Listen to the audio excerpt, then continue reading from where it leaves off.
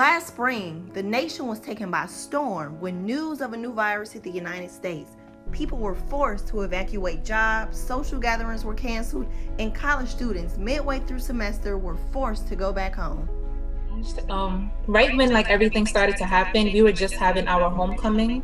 So we all like really started just like getting to know each other. The campus to me like grew closer to each other. And then all of a sudden they were like, you guys have to go home. So it kind of was like devastating at first because we just started having fun really, because in the fall semester we don't really do that much. So spring semester is like our time to really have fun. So they were like, you guys have to go home. And then they were telling us how classes were going to be virtual.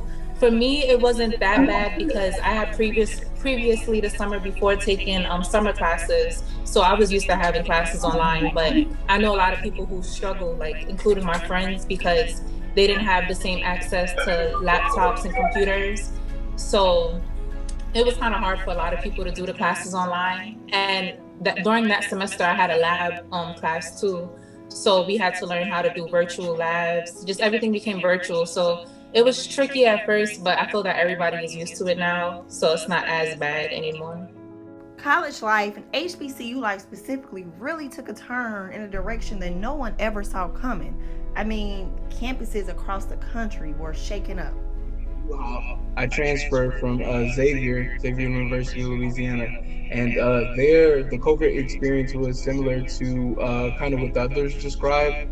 So initially, our university actually underestimated how long the pandemic was going to last. So what we did was we had classes that were going to be essentially we were still on campus, but we were just doing Zoom calls like for lectures.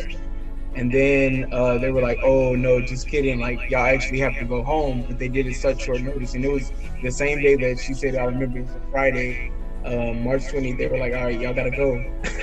And then, you know, they were saying, one, you got to go. But then, like, they gave us, like, such short notice that it wasn't really a lot of time to get packed up. Plus, we still had to do Zoom calls while we were packing. That was the most irritating because, you know, we're trying to pack up, get boxes together, things like that. They did reimburse us for travel and transportation costs, so that was a plus. And then they partnered with UHaul to get storage for 30 days. So that was.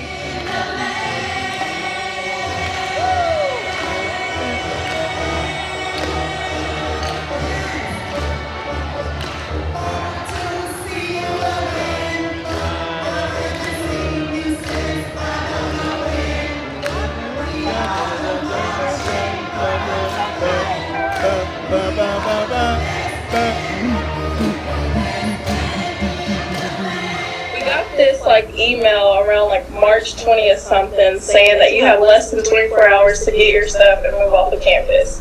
And this was just like, dang, you know, we heard about COVID, we heard about schools doing this, but we never thought it would happen to us, not our Fisk University. And so it's like, oh my gosh, you got people that live in California, New York, Texas, Virginia, me in Kentucky, and it's like, you gotta get your parents, you gotta find storage units, half of them are booked up, and so it's like, oh my gosh, what are you gonna do?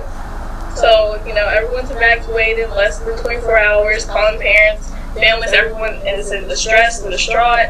And then, you know, finally at home.